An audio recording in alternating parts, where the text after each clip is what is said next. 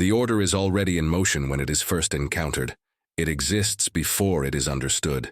It moves without urgency and without doubt, carried forward by routine, copied in precise language, stamped, logged, acknowledged. Each transfer is identical. Each acknowledgment confirms receipt, not meaning. The words are fixed. They do not invite interpretation. They do not anticipate resistance. They assume continuation. It arrives as all such directives arrive, cleanly, correctly, intact. It is read once, then again, not to question its sense but to ensure its completeness. Every clause is present, every condition accounted for. There is nothing missing that would allow delay. There is nothing excessive that would permit revision. The order fits perfectly into the machinery waiting for it. Its language is neutral. It contains no emotion, no urgency, no warning. It does not describe consequences. It outlines action. Time is measured, not felt. Sequence is emphasized over outcome.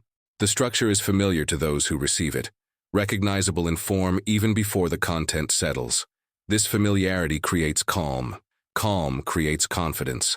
Confidence prevents friction. The order moves downward through established channels, each transfer reducing it further into function. What began as a complete instruction becomes a set of confirmations, then a checklist, then a schedule. Each stage removes another opportunity for reflection. The process does not encourage pause. It rewards speed, accuracy, alignment. Deviation would require justification. Compliance requires only repetition. No one asks why it has arrived now. Timing is assumed to have been calculated elsewhere. No one asks whether conditions have changed. Change is not addressed unless specified. The order does not mention uncertainty, so uncertainty is not recorded. It does not acknowledge risk, so risk is not measured. Silence on these matters is interpreted as resolution. There is no debate because debate would require ambiguity, and the order provides none. It states what will occur, how it will occur, and when. The certainty of its language replaces the need for judgment.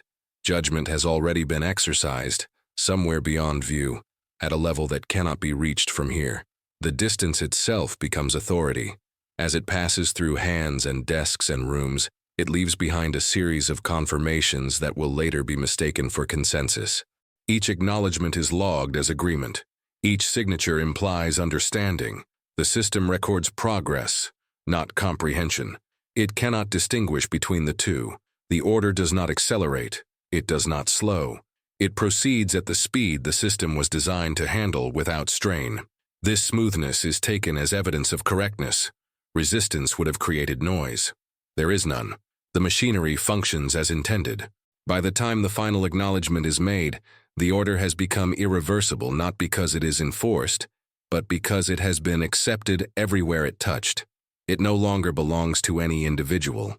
It belongs to the process, and the process does not stop for reconsideration. The outcome is already contained within the instruction, waiting patiently to be carried out. The environment in which the order moves is not chaotic. It is ordered by design. Every position has a defined function, every function a defined boundary. Movement within this structure is predictable, regulated by schedules that rarely change and procedures that are rarely questioned. The strength of the system lies in its clarity. Nothing overlaps. Nothing is left unassigned. Authority is distributed vertically, not shared. Decisions originate at points deliberately distant from execution. This distance is not a flaw but a feature, intended to prevent hesitation, to preserve coherence. Those closer to action are expected to act, not to assess. Assessment has already occurred elsewhere, translated into language precise enough to eliminate discretion. The chain is long enough that no single individual can see its entirety. Each link understands only the one above and the one below. Information travels downward as instruction, upward as confirmation. Context does not move with the order. Only compliance does. The absence of context is not experienced as deprivation. It is experienced as relief. Training reinforces this separation. From the beginning, emphasis is placed on clarity of responsibility. One follows, another decides. The distinction is repeated until it becomes instinct. The system does not ask its members to think broadly. It asks them to perform accurately. Accuracy is measurable. Thought is not. Within this structure, hesitation is treated as inefficiency. Efficiency is not merely preferred. It is expected. Delays require explanation. Questions require authorization. Silence, when aligned with protocol, requires nothing at all. The system favors what leaves no trace. Meetings occur, but they do not resemble deliberation. They confirm readiness. They verify alignment. Language is standardized to prevent misunderstanding, but in doing so, it also prevents divergence. Phrases are reused because they are known to function. Novelty introduces risk. The system avoids it. Documentation is constant. Every action is recorded, every transfer noted.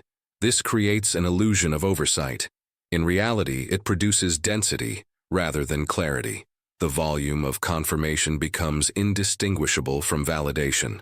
When everything is recorded, nothing stands out. Those positioned to execute the order receive it as one among many. It does not arrive marked as exceptional. It is filed, scheduled, integrated. The routine absorbs it easily. The ease of absorption is interpreted as proof that the order belongs. If it did not, the system would resist. It does not. No individual along the chain perceives themselves as responsible for the order's direction. Responsibility has been segmented. Each segment is small enough to feel harmless. Each action is minor, procedural, necessary. No single step appears capable of producing consequence on its own. The hierarchy ensures that even awareness is stratified. Those at lower levels are aware only of what is immediately required. Those higher up are aware only in aggregate. The gap between detail and overview is never bridged. The order moves through this gap untouched. Corrections are possible within the system, but only of a specific kind. Errors of execution are addressed swiftly. Errors of judgment are not recognized as errors at all. The system is not designed to correct intent, only deviation. As long as the order is followed precisely, the system considers itself intact. The structure does not suppress dissent. It renders it irrelevant. To dissent would require access, language, and permission. None are provided. The absence of dissent is not enforced through fear, but through design. There is nowhere for it to go. As the order continues downward, it encounters no friction, because friction would indicate misalignment. Alignment is total. The system has achieved what it was built to achieve: absolute coherence. And within that coherence, the order is carried forward, unaltered, unquestioned, and increasingly unstoppable. Execution begins without ceremony. There is no announcement marking the transition from preparation to action. The moment arrives according to schedule, indistinguishable from countless others that preceded it. Clocks align, signals are exchanged, timelines advance exactly as outlined. Nothing appears unusual. The order is no longer read in full. It has been broken down into tasks, each assigned, each timed. Individuals see only what is necessary to complete their portion. The larger shape of the action is abstract, unnecessary. Precision replaces understanding. Movement replaces reflection. Coordination is meticulous. Units move when instructed, stop when instructed, adjust when instructed. Each adjustment has already been anticipated, already permitted within the boundaries of the directive. There is no improvisation, because improvisation would imply uncertainty. The order allows for none. Communication is constant, but narrow. Messages confirm position, status, readiness. They do not report doubt. They do not suggest alteration. The language is clipped, standardized, efficient. Every exchange reinforces momentum. To interrupt the flow would require justification beyond procedure. None exists. Timing becomes the dominant concern. Not whether the action is correct, but whether it is synchronized. Delays are corrected immediately. Advances are restrained if premature. The system polices itself to maintain alignment. Deviation is treated as malfunction. Those carrying out the order do so with practiced competence. Training asserts itself. Muscle memory replaces conscious decision. The body responds to instruction faster than thought could intervene. This efficiency is valued. It is the product of discipline refined over time. There is no internal debate because debate would slow execution. Slowness would register as failure. The absence of discussion is not felt as suppression. It is felt as clarity. Each participant knows exactly what is required and nothing more. The environment begins to reflect the order's presence. Movement increases. Resources shift. Pathways that were once idle become active. The system reorganizes itself around the directive, prioritizing its completion above all else. Other concerns are deferred automatically. At no point does anyone pause to reassess conditions. Conditions are assumed to match the parameters defined earlier. If they differ, the system does not recognize the difference. Recognition would require comparison. Comparison is not part of execution. Feedback flows upward, but only in approved forms. Status updates confirm progress. Checkpoints are reached. Each confirmation reinforces the perception that everything is proceeding correctly. The system interprets compliance as success. As execution continues, the order becomes self-sustaining. Its progress generates further actions, each one justified by the last. Momentum replaces intent. The directive no longer needs to be enforced. It is being carried forward willingly, precisely, completely. There is no moment where refusal could occur. There is no space where reconsideration could be inserted. The process has advanced beyond choice. What remains is movement, measured and exact, following a path laid out long before the first step was taken. By the time execution reaches its critical phase, the order has been fulfilled in spirit and in letter. Everything has been done as instructed. Nothing has been added. Nothing has been withheld. And the system continues forward, confident in its obedience, unaware that obedience itself has become the instrument of failure. The first indications do not announce themselves as failure. They appear as minor irregularities, small enough to be absorbed by routine. A delay is noted, then explained as temporary. A report arrives slightly out of sequence and is corrected without comment. None of these deviations exceed the thresholds that would trigger review. The system continues. Signals continue to arrive on schedule, but their content begins to narrow. Status updates grow shorter. Confirmations replace descriptions. The language remains correct, but it loses detail. This reduction is interpreted as efficiency, not omission. The system does not recognize silence as information. Conditions begin to diverge from those anticipated by the order. The divergence is subtle, incremental. Each change on its own appears manageable. Together they alter the environment completely. The order does not account for this shift, and so the shift is not acknowledged. Those closest to the developing problem respond as trained. They apply adjustments that are permitted, corrections that fall within authorized limits. Each correction preserves alignment with the original directive. None address the underlying mismatch. The order remains intact, and so does the structure enforcing it. Reports indicating complication move upward but lose urgency as they ascend. Language is refined, standardized, made acceptable. By the time the information reaches higher levels, it no longer resembles warning. It resembles variance. Variance is noted, not acted upon. There is a moment when the flaw becomes visible, but visibility does not equal authority. Recognition does not grant permission.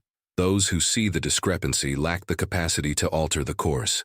They are not empowered to reinterpret the order. Their role is execution, not correction.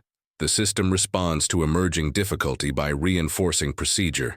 Additional confirmations are requested. Timelines are reaffirmed. Compliance is monitored more closely. The assumption is that error arises from deviation, not design. The solution, therefore, is stricter adherence. As constraints tighten, flexibility disappears. Options that might have existed earlier are now inaccessible. Paths are closed not by external force but by prior commitments. The order has progressed too far to be revised without disruption, and disruption is not authorized. Communication grows more frequent but less informative. The volume increases as clarity decreases. The system becomes louder but less perceptive. Each message confirms that the process is still functioning, even as its effectiveness declines. The flaw asserts itself through accumulation rather than shock. Resources are misaligned. Timing drifts. Coordination frays at the edges. None of this halts the operation. The order remains valid. Validity is not contingent on outcome. There is no moment of decision when the failure could be stopped. The system has passed that point unnoticed. What remains is continuation. The order advances, unchanged, into conditions it was never meant to survive, carried forward by a structure incapable of distinguishing obedience from collapse. The collapse does not arrive as a single event. It unfolds across intervals, dispersed in time and space, difficult to isolate.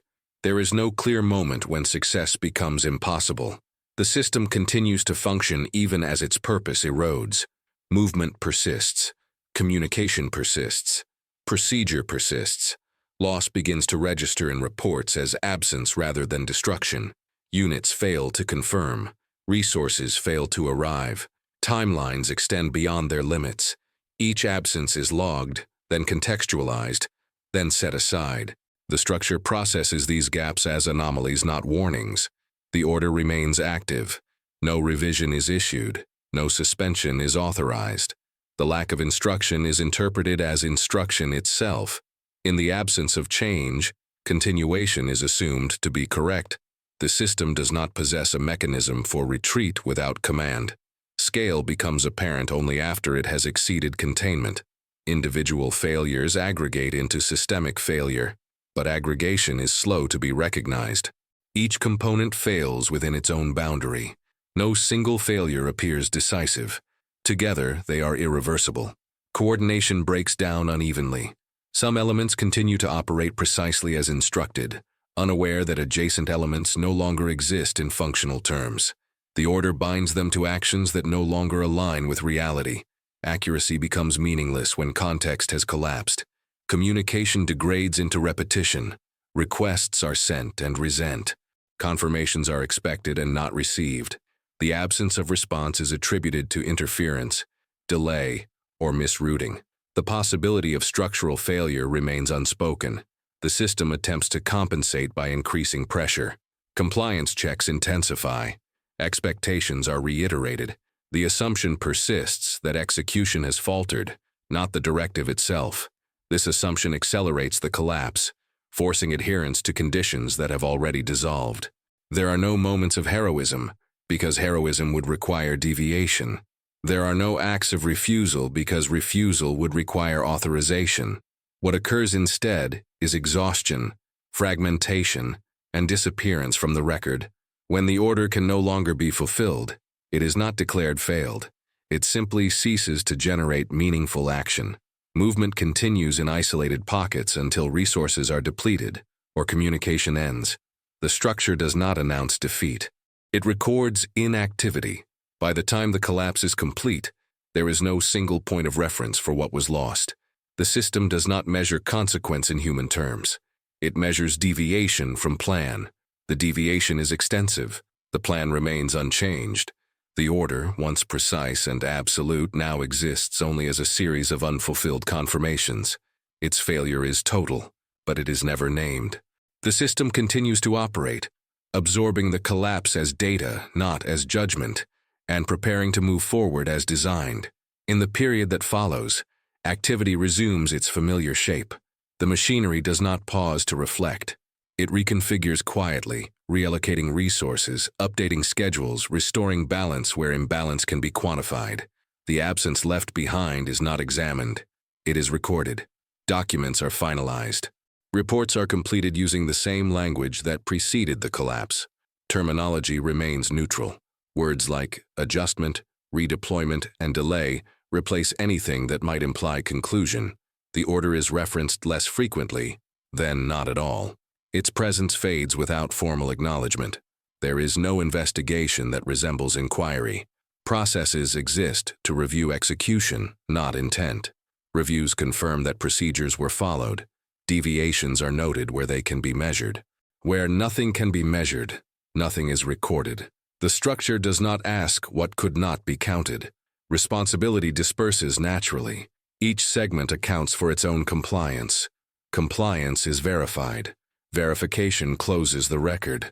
No individual action stands apart from the system that required it. Accountability dissolves into alignment. The order is archived. Its language remains unchanged, preserved as it was first issued. The conditions that rendered it destructive are not attached to it. Context is not stored alongside instruction. The archive retains form, not consequence. Personnel shift. Positions are reassigned. Routines adapt without reference to what preceded them. The system's continuity depends on forgetting as much as on memory. What is not repeated is allowed to disappear. Silence settles where discussion might have occurred. Not enforced silence, but structural silence. There is no forum where the order could be examined as a whole. No channel exists to connect outcome back to origin. The chain that once carried instruction now carries nothing at all. Training continues. Doctrine remains intact. The same emphasis on precision, discipline, and obedience is reinforced. The collapse does not alter these values because they are not evaluated by outcome. They are evaluated by consistency. Eventually, a new order begins its movement. It enters the system cleanly, efficiently, indistinguishable in form from the last. It will be read, acknowledged, and carried forward with the same confidence. The structure is ready. Nothing within the system indicates that anything went wrong. And so, when the next order moves, it does so through the same channels under the same assumptions toward an outcome that will not be questioned until it is already complete.